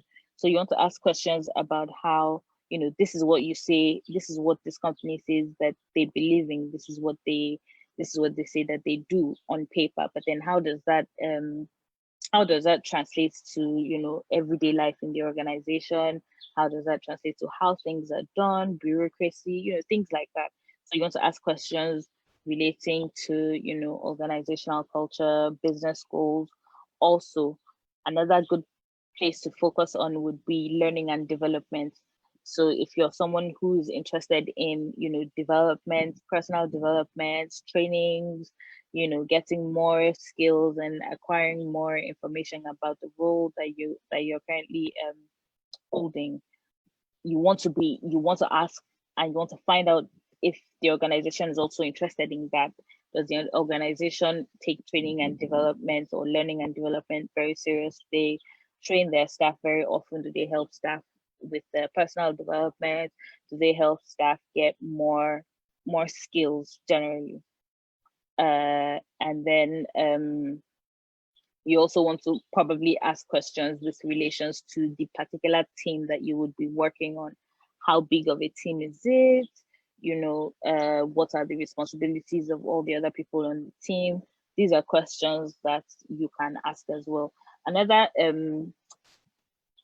situation specific question that you can ask, especially in this time that we're currently in, you know, worldwide, you can ask how the organization handled, you know, employee performance, employee motivation, employee engagement during the coronavirus pandemic.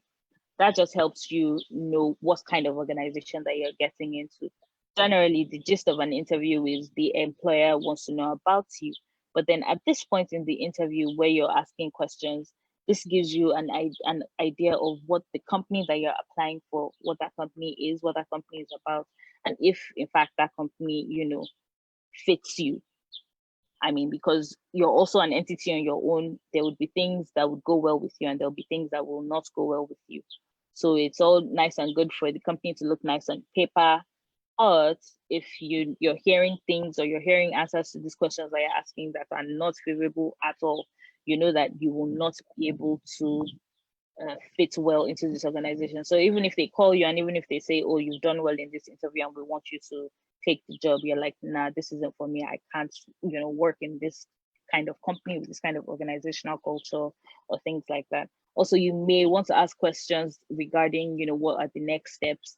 But again, you know, asking about, so when will I be contacted, is pretty cliche, right? So I feel like it's better for you to ask questions regarding or relating to the other 4 points that have been mentioned. It's not bad to ask questions about, you know, what is next, when will you hear back? That's not bad, but focus more on getting to know about the organization, and not really about when they're going to call you back. Now, questions that you should definitely not ask are, examples are, what does this organization do? This shows that you haven't done your research. If you are applying to a company, you should have a general idea of what the organization does. If you're trying to ask questions, you know, that sound like, what does this organization do, then you have to be a lot more specific than that. Because as I said, this shows that you haven't done your research at all. You probably just saw an opening, you just saw an advert, and then you just applied to it. And that's not a good look at all.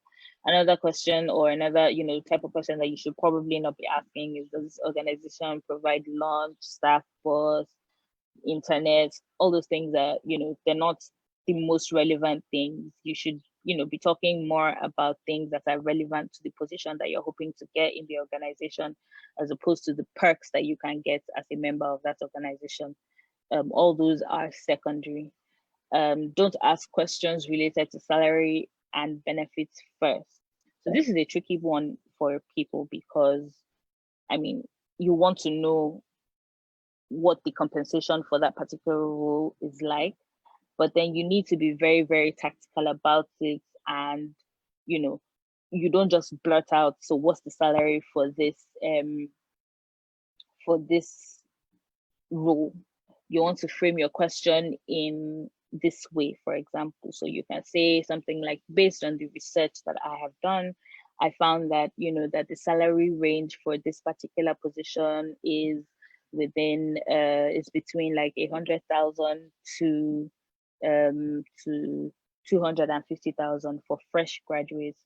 So that you're just wondering, what the organization, or how the organization falls into that range, what their compensation plan for this position and this skill level that you hold is. That's a better way to frame the question. But you just coming out to say, so what's the salary for this position? That's not a very, very good look at all. Also, questions that you should avoid are questions that raise red flags on things like honesty, integrity, hard work, greed, patience, and gradual growth. If you're asking questions like, so when can I become a manager, or when can I become a supervisor, that's not, very important. You also don't want to be asking questions about integrity. You don't want to be asking questions like, so if somebody commits fraud, or if somebody,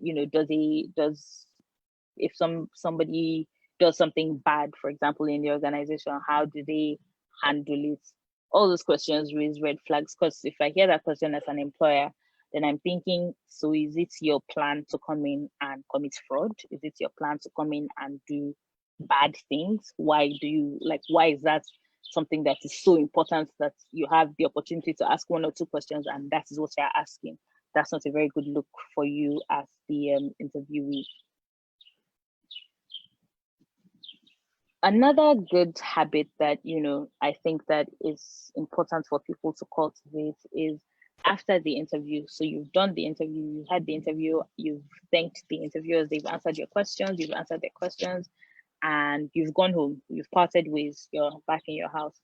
It's usually nice to send a thank you note. Thank you for having me. I had a nice time, having that conversation with you. It can be good, and it also can be bad. It can be good because it helps you stay right on top of the employer's mind. It helps you stay right at the top of the employer's mind, so they know that this is this person that we spoke to earlier. But also, people abuse this, and then people go and when they're sending thank you notes or thank you emails to the employers, they're asking questions like, so when will you coming back, and when will I start? That's not what this is for. This is just thanking them for having a nice and enjoyable conversation, and also helps you, as I said, to stay right at the top of the employer's mind. So things that you should definitely not do when you're sending a thank you note is definitely don't start with hey.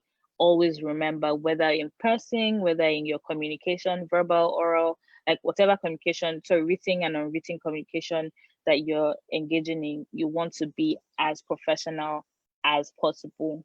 You want to address it to the person or the people that you saw in your interview, or whoever's email you have. To be honest, just send an email to say thank you for having me. It's good to send, if you're sending this email, if you decide to send this email, it's probably best to send it within, a couple of hours after the interview. Generally within 1 day of the interview having taken place, you want to send that thank you email as well. You don't need to write too much. As I said, thank you for having me. It was an enjoyable conversation. Looking forward to hearing back from you. Now,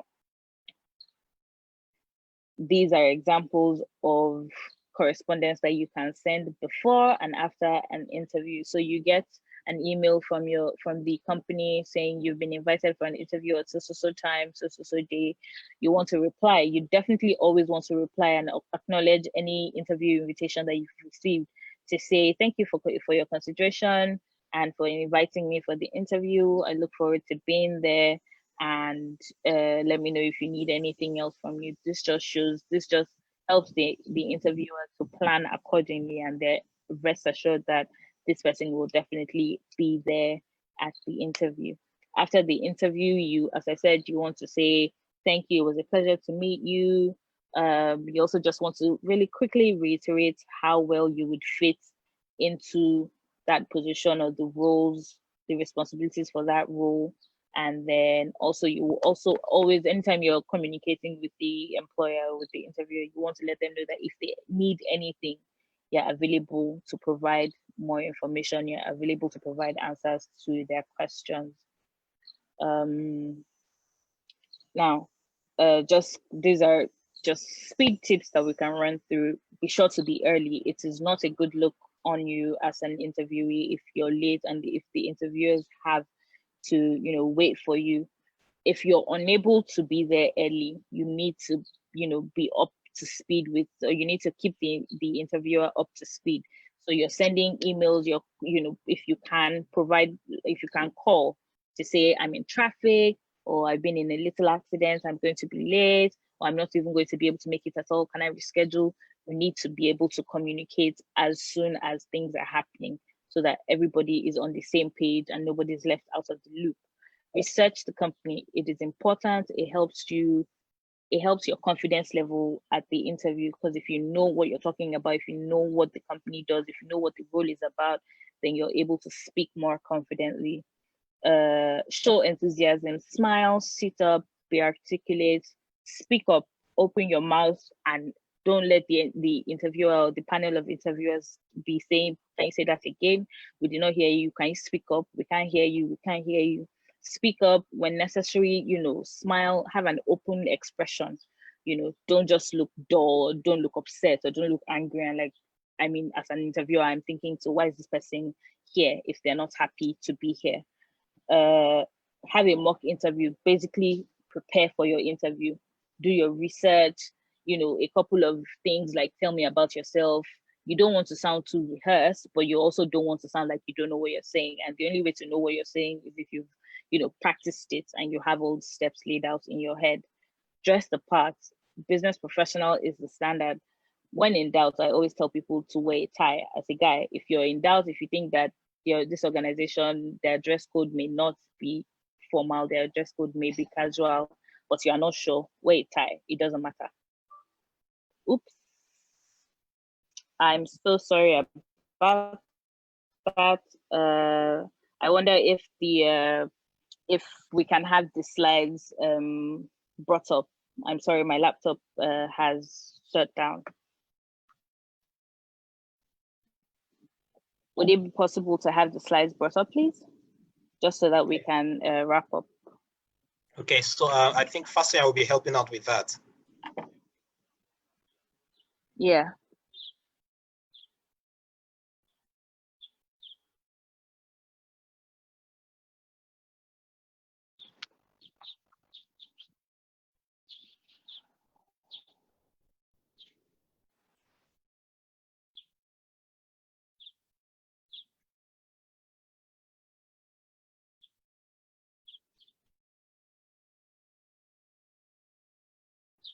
Sorry, everyone, just a few seconds so that we can have the slides up again.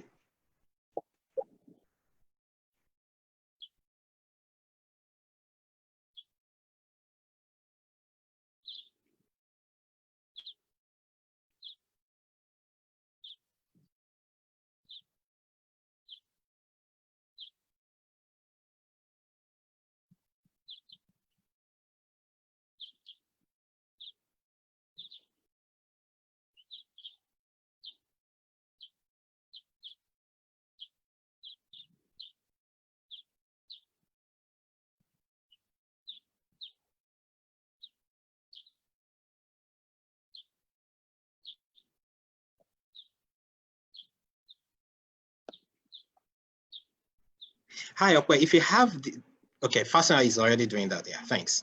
Okay. Okay.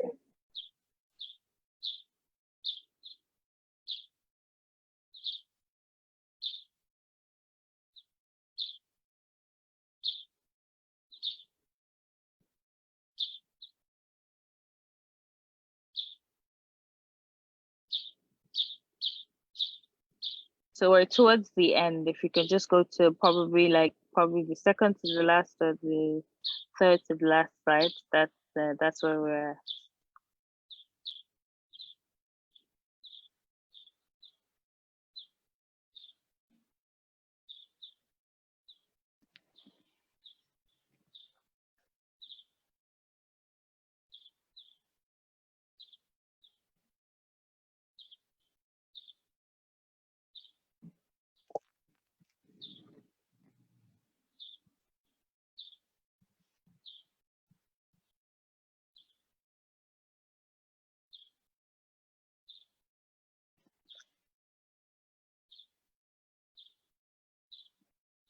Okay. So we were right at the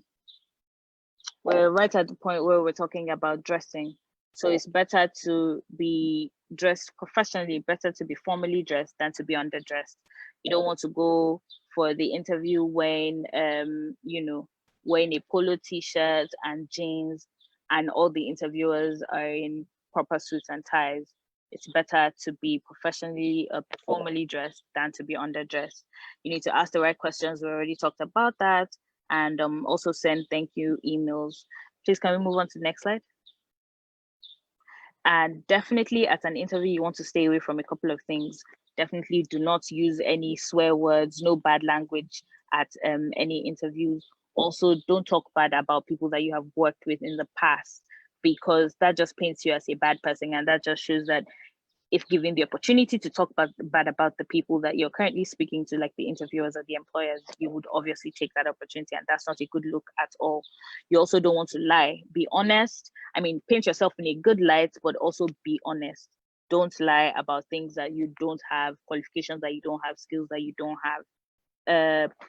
Turn your phone off if possible, or put it on silent so that it doesn't start ringing and interrupt the interview.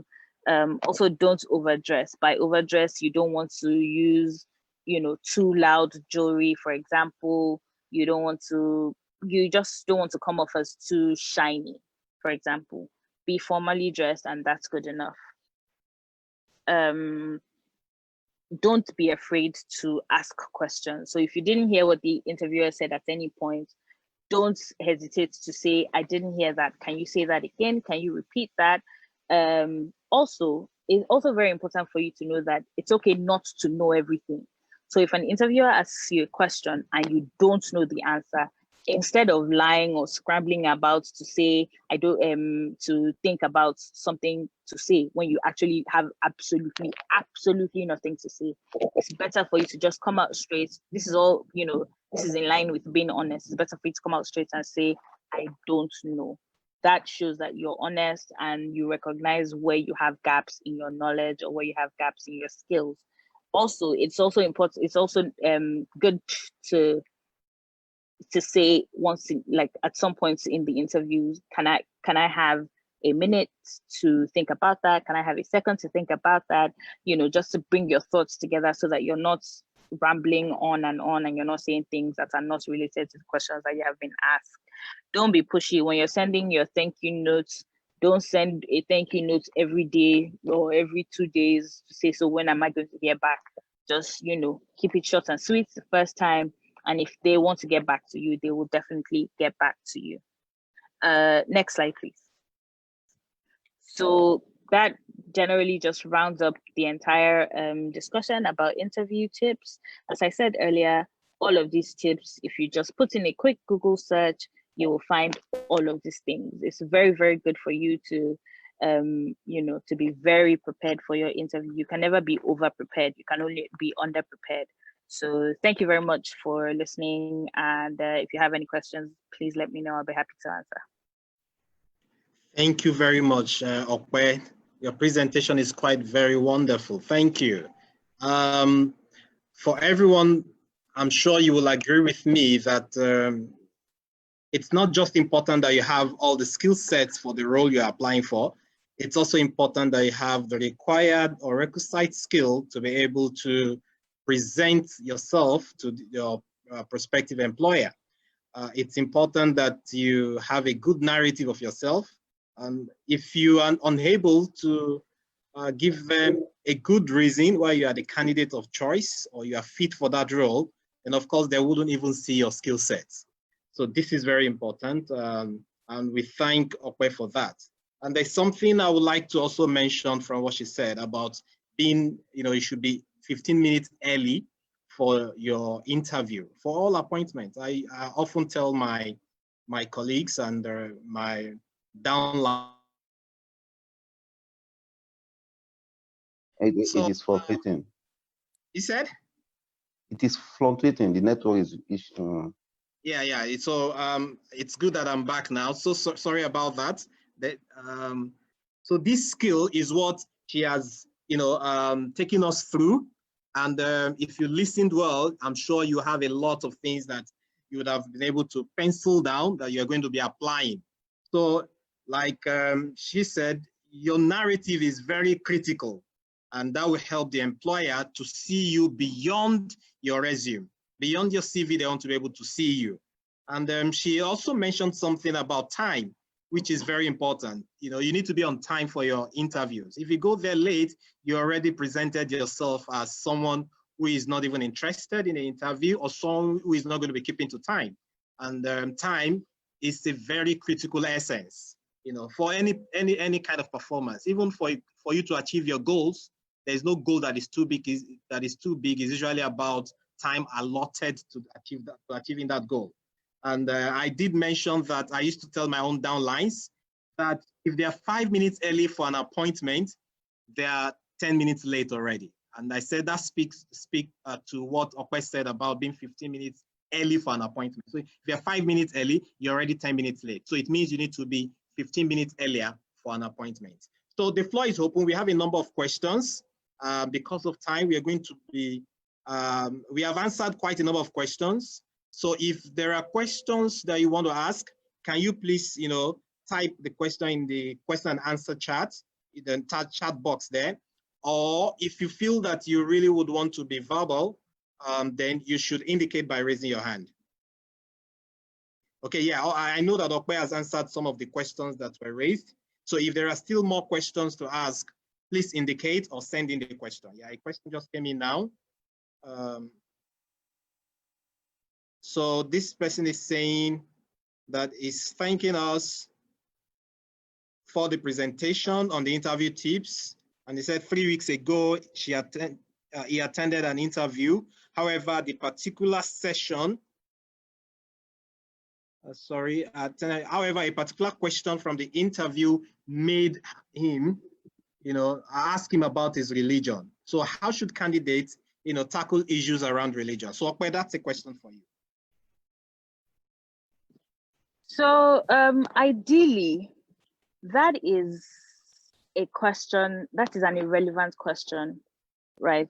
Generally, I mean, I don't claim to know what role it was, what company, but generally speaking, that is a very irrelevant question.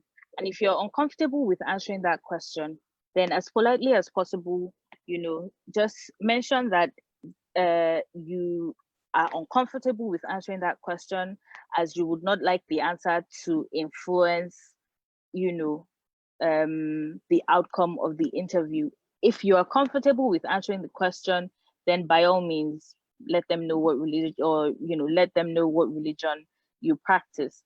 But for example, in more developed countries, those are questions that you definitely do not answer during an interview, because those questions set the basis for interviewers to form bias against you, right? And then decisions on the interview proceedings can be made on that question that you have answered about your religion, as opposed to what education or what skills or your qualifications. So as I said, if you feel comfortable, by all means answer the question. If you don't, let them politely know that, you don't feel comfortable answering that question. And whatever comes out of it, if it's meant to be, it will be. So yeah. Also, I would just like to come in real quickly to address the poll results. So at the beginning of my session, I put up a poll to say, what do you think is more important, your grades from school or your your interview session, your attitude at the interview session?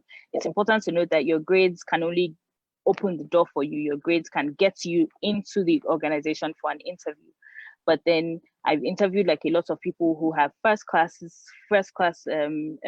degrees from all sorts of universities, who have master's degrees, and at the interview, you can tell that this person will definitely not be a good fit.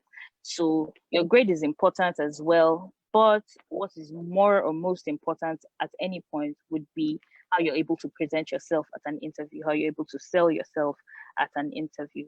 So always keep that at the top of your mind, and don't let your grade, whatever grade you have, I mean, saying that grades are important, sometimes would mean that we're saying only people who have first classes can get jobs. Whatever grade you have, don't let that hinder you from being the best that you can be at an interview that you attend. Thank you. Thank you, Okwe. I have two people raising their hands. I'm going to allow them.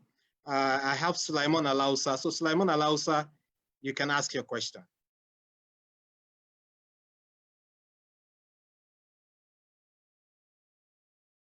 Sulaiman Alausa, you can ask your question.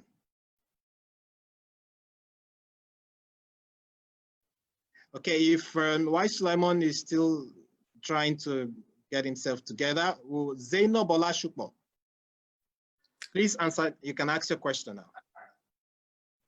Okay, good afternoon, everyone. I actually feel really honored to be part of this webinar.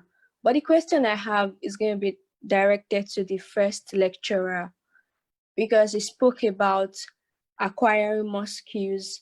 He spoke about skill mismatch, and he also mentioned something on how our current or our previous departments are being splitted. So for instance, in a situation whereby your department is now splitted into different areas, so that has quite changed the focus of the department, and you have to acquire more skills to ensure that your certificate is not the only thing you are leaving school with. How do you ensure that the skills you're acquiring and the skills that your certificate is speaking for are not going to form a kind of mismatch at the end of the day? That's my question. Thank you very much. Okay, thank you, Zainab. Dr. Ibrahim Abdul, you want to answer to that? Now, when we say a course is being split, by splitting, we are splitting to be more, not that there is totally irrelevant, but you want to focus more on specifics rather than just having a general knowledge. It's like specialization, a form of specialization, whereby you are graduating from having a general knowledge of the field to specializing in some particular area. That is what happened in splitting of courses. So it doesn't mean that the courses is no longer relevant, but then you want to focus more on an area whereby you become a specialist in that area. So the general courses are there, they are still relevant. They give you it will give you the basics, the foundation. But then you have employers more interested in people that have specialized knowledge in a particular area out of the general body of knowledge. So that is what, so if you have a degree that covers a general area, you'll still be encouraged to seek for skills in some specific areas. So that, for example, let's take computer science, for example. Take computer science, for example. Yeah, computer science, if you do study computer science, there are so many areas in computer sciences whereby you can specialize. So computer science as an area is a general area, You are good to go. You have the basics, but then you will still take. Are you going to specialize in software? Are you going to specialize in hardware? Are you going to specialize in this, in that? So that is what we mean by having specific set of skills. So it is not for you to look at where your strength is, where you think you have more passion for, or where the job of tomorrow is going, and then you now you go and learn some additional skills that will now make you to be a specialist in that area and not a general computer scientist. So that's what I mean by that. So you need to learn more to become a specialist and better to deliver what the industry wants. Okay, so thank you so much, Dr. Abdul. Okwe, please, I want you to take two questions together. First is someone asked that you didn't, say something about the referee. That how does that impact, the interview? Second, as to why he or she left the former place of work. How should one respond to that? So for the question about not providing, not speaking on referees on your CV, I just answered that. In my opinion, referees or references generally do not come up, or most times do not come up at the interview, because your expectation is that if you're going to provide referees, you've already put it on your resume or you put it on your CV already. But another thing to note is that if the organization really wants to go ahead with you, the fact that you don't have any referees provided on your resume is not what is going to stop them from going ahead with you. There's always the opportunity to contact you after the interview to say, so you moved on to the next stage, we need you to provide references, we need you to give us contact details of people that we can reach out to ask questions about you. So that is really it's not too big of an issue, but depending, based on the workspace, the job market in Nigeria, it's very important to always have it on your resume, on your CV. So that's the answer to that question. Then the other question about how do you respond if you left your last place of work on a negative note? As I said before, it's very important to be honest, but also you want to try not to paint yourself or the other people involved from your last place of work. You want to try not to, paint anybody in too bad of a light, right? So I'm trying to think of like a negative reason why you would have left your last job. So I mean, if you're, for example, if you're a creative, for example, say you're a content writer, social media or digital, digital content director or something like that at an organization, and then you leave the organization in a bad note, you're interviewing at another place, you can say something along the lines of, there were like some creative differences and you realize that, you mutually realize that your skills or your knowledge will be better used in a different setting or in a different organization. You just want to be as diplomatic about the reason for leaving as possible. If you don't want to be specific, if you don't want to say exactly why you left, whether you were sacked or whether you left voluntarily, just be general about it, but don't be too negative about it. That's I guess that's without any specific reasons. I guess that's the best answer that I can give right now. I hope that answers your question. Okay, I hope so too. So there is also another question here. I want you to take this up. Where this person said he studied industrial relations and personnel management, and he's asking, your advice on area of specialization. So I can. There's not one way to go about specializing, right? I can tell you what I'm doing. As I said, I'm also a recent graduate. I only graduated from university 4 years ago. I'm starting my master's in human resources in September, and I've decided to do a general master's because I think that down the line, if I go into after I complete my master's and I go into an organization as a maybe human resource generalist or something like that, I can now find something that I really, really want to specialize in. If it's recruiting, if it's training and development, if it's change management, but then I would have had the opportunity to excuse me, to experience all facets of human resources or working in human resources in an organization. I've already got experience, as I said, like I've worked specifically in recruiting. So far, I've done a lot in recruiting. I've done some internship management and some other little things in human resources.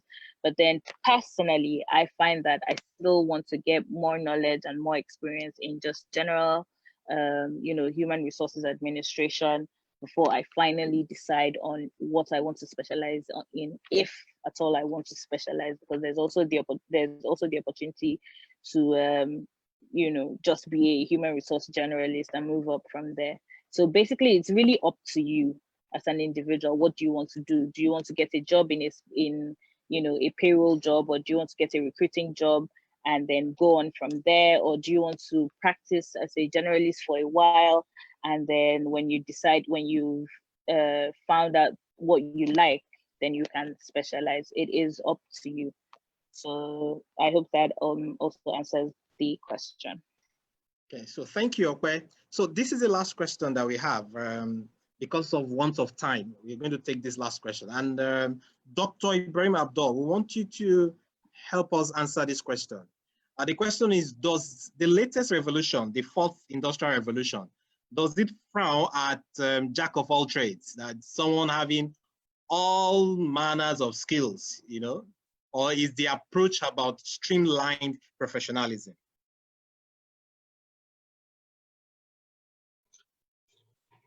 Well, I think even the phenomenon of jack of all trades has not been a welcome idea from even previous revolutions. So, but that does not mean that you cannot be multi-skilled. We are not talking about you not having different kind of skills, but you cannot be skilled in all areas. So that is definitely not that way. But it's not totally saying that you should be just skilled in one particular area. No. So that's how I want to. You can have multiple skills. So, but that doesn't make you jack of all trades. So whether this revolution or even previous revolutions, that phenomenon is not always welcome. Thank you. Okay, thank you, Dr. Ibrahim Abdul. Zainab Jamil is asking an addendum to a question. And that's to Okwe. I'm just going to take it because she asked the question earlier. So Okwe, she's saying that what if the reason for leaving, that negative reason for leaving, is not on the part of the candidate, but the former institution? Example, a poor remuneration or maybe lack of welfareism.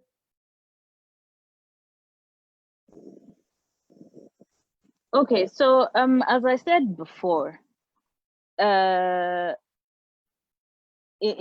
so since you're giving particular instances or particular examples of why, for example, you left last organization, so you want to say something along the lines of, you realize that welfare, which is very important to you, which helps your motivation, which helps your productivity and things like that, were not as important to the organization as it was to you, and you realize that values were different, and because of that you left.